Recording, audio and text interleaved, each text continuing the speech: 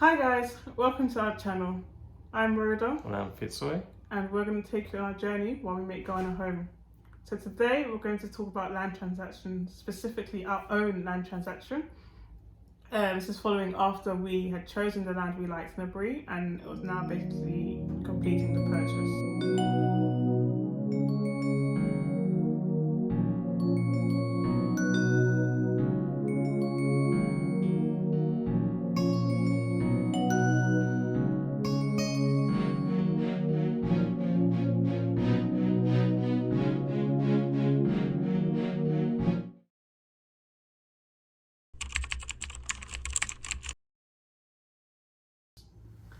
So the next step was to get a surveyor to go to the site and plot it so we can get the search done.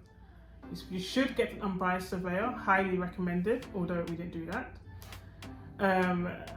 Which is a big no-no. We didn't do it because the land owners were being very particular about using their own surveyor and all this complication why they wouldn't let us go onto their land and they're being funny. So the idea was to negotiate with their land surveyor and get my aunt to go along just to make sure they're plotting the right land. So the surveyor went out, he plotted it, he gave it back to our surveyor. So our surveyor actually went to do the search, but never plotted the land. So a surveyor went to do the search and it came back that the landowner was Who who say they were. But even in that, you should always make sure, the land, when you've done the search, the landowner is who the landowner says they are. Because another problem is that another person will sell you a land that doesn't belong to them. And then you're left with a land that was missold, or the original owner would come back and be like, I never sold you this land, but you've paid out money, and they take hefty deposits for something that wasn't theirs to sell. So always do your due diligence, definitely get the search done, preferably by unbiased surveyor. And if needs to be, get legal help involved, especially if it's large amounts of money. Regardless, no one wants to lose any money, but if needs be, get lawyers involved just to secure your interest, like you would do in a transaction in the UK or I'm sure in the US. US. Similar.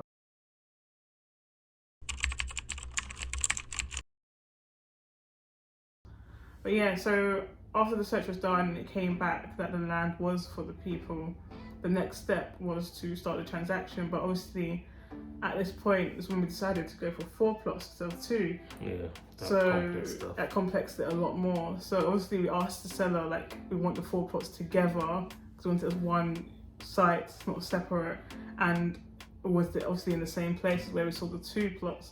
So my aunt did the back and forth for us, and she said yes, they said it was in the same place, and was like saying make sure it's in the same place, because obviously she never went with them to survey it, so make sure.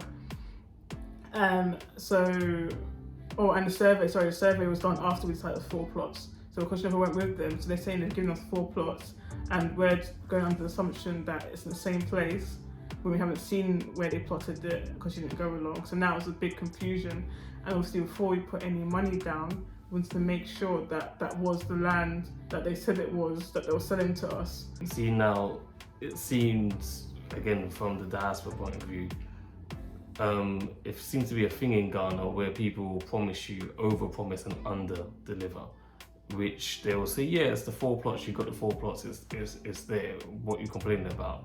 And I don't believe it's a misunderstanding, I really do believe it's purposeful.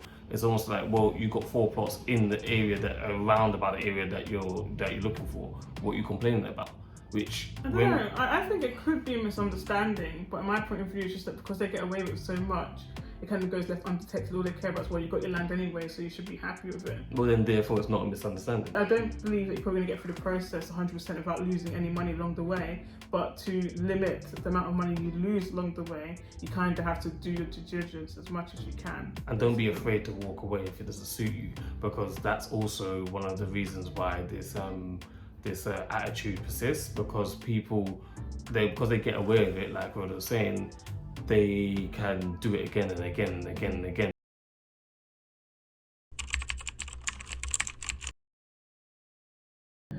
We got her to go back to the site with our own surveyor and their team, the seller's family and surveyors and whatnot. And they got there, and my aunt's calling me like, Rhoda, it's not where they said it was. It's further down the mountain.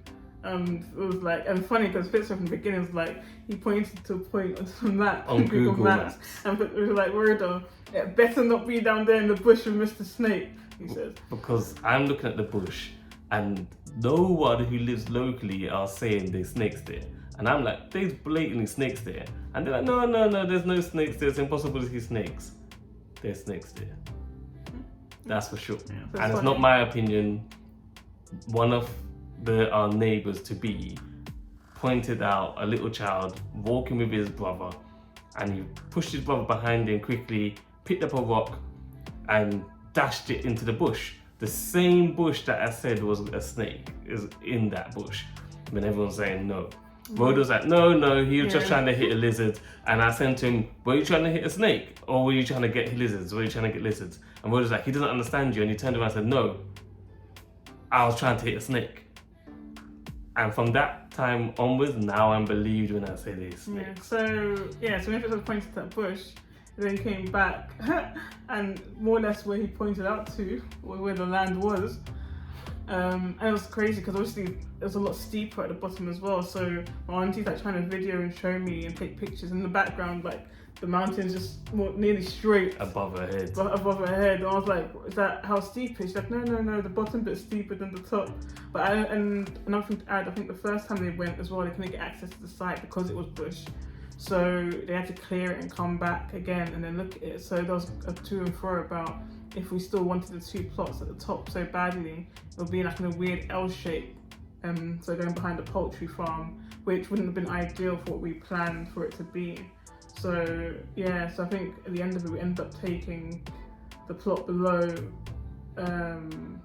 basically progressing it because it was like, okay, let's just see where this goes kind of thing. It was a lot more steeper, and there's issues with buying on sloped land, as Ghana's standard plot size, I think at the moment now is 70 feet by 100 foot. So we would have had, for 4 plots, we would have had a 200 foot width by 140 foot in the drop on the slope.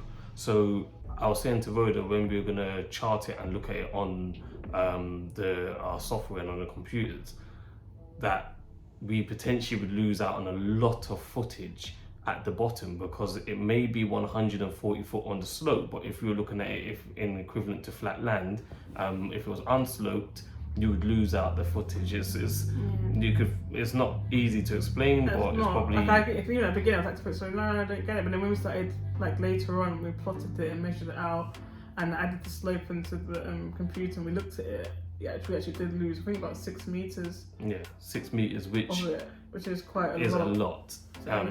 If you think about 6 meters in terms, a lot of people's houses aren't 6 meters wide. So that says quite a lot. Yeah, so going on from that stage, after the land was seen and checked and it was the same as what they're plotting, the next bit was to put a deposit down. So obviously for 4 plots being 45,000 each, they were asking for at least 50% deposit. And Fitzroy was like, no way, because obviously from the UK, we're not used to putting down such hefty deposit, but apparently in Ghana it's the norm. Like they ask for such hefty deposits, so you have to be prepared for that as well. Just a word of notice, we have experience of buying land in the UK and in and around London.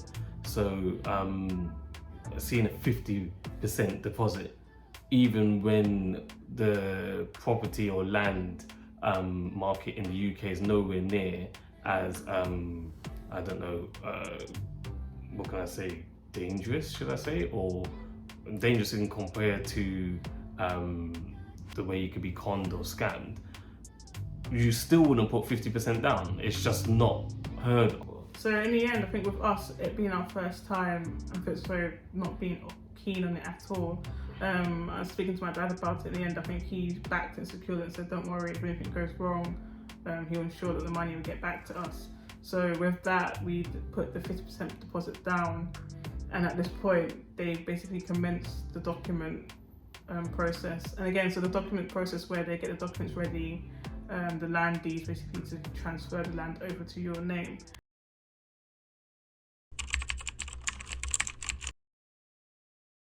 So they gave us the documents to run through. So we went to check if there's any bits that we may not be happy about or want to change. And to our surprise, actually, it was freehold land, it was conveyance rather than indenture, which is very uncommon in Ghana. It's very rare. I mean, as you're saying again, from the diaspora point of view, coming from the UK and knowing a little bit about the States, you would expect if you're buying a plot of land, it's freehold, full stop. In fact, I can't think of a time when I've seen buying leasehold land. It's rare to buy leasehold land in the UK. Yeah, whereas in Ghana it's opposite. Like most of, like say 98% of land is leasehold. If not, it'll be government land. It's very rare to find freehold land now. So for us getting that, I was like, wow, let's definitely hold on to it. We were going into the situation thinking that we might potentially have 50 years, maximum 99 years. Yeah, but 50 years because of you being a foreigner, and then eventually having to change it over to 99 years. But yeah, that's what we're going in with. So it being a freehold was like definitely like, we were kind of lucky that we kind of pushed on with it. So we were happy. Once we were happy with the documents, then they printed the documents, and then to actually receive the documents, you have to pay the balance, where you normally would meet both parties and sign it. Because we're in the UK, it actually posted to us. So they signed their part, posted it. We then paid the balance. They posted it to us, and we signed ours and then sent it back. The reason why we sent it back was because we wanted to get it registered. So to start the process, we had to get documents back to Ghana. But at that point, once they signed it, the land's now yours.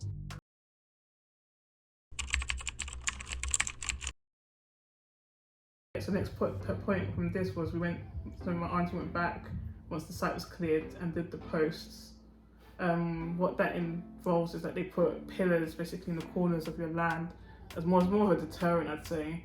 Yeah, because I can't see why it's such a deterrent. It's literally concrete posts or pillars with your name painted on, and it's just like more or less just lets someone know that this land had been bought. But the truth behind it is someone could pull the pillars out of the ground. Yeah, it can, but it's unlikely because people see it. But basically it's more of a deterrent. So before anything can go too far, as long as you have someone regularly visiting your land, you're going to know that what's going on, and people are going to know that somebody is in the process or have purchased this land. So that we had that in temporarily before we was able to get our wall done. Oh, just to add one thing, yeah.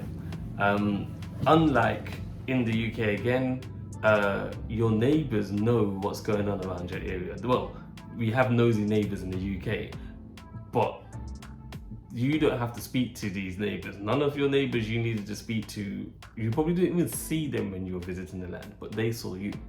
And they know who goes there, who doesn't go there. They could tell you how much times you've been there. They could tell you who's trespassed on your land. So it's a very, very, very sound and good idea to be able to get to know your neighbours, friendly. They're generally friendly people anyway, and they have a very strong community bond I've seen it all throughout. Yeah, throughout. So I definitely say get to know your neighbours, because once you get neighbours aware, at least take their number down, give them your number as well. If anything goes on, they can let you know, like, hold on a second, somebody's here. Bring them a crate of Guinness as well. Yeah, but yeah, so that's it from me. And we'll take you stage by stage when we get to each point, so to inform you, and hopefully it'll be helpful to you. Your journeys when you decide to make that move. That's it. Yeah.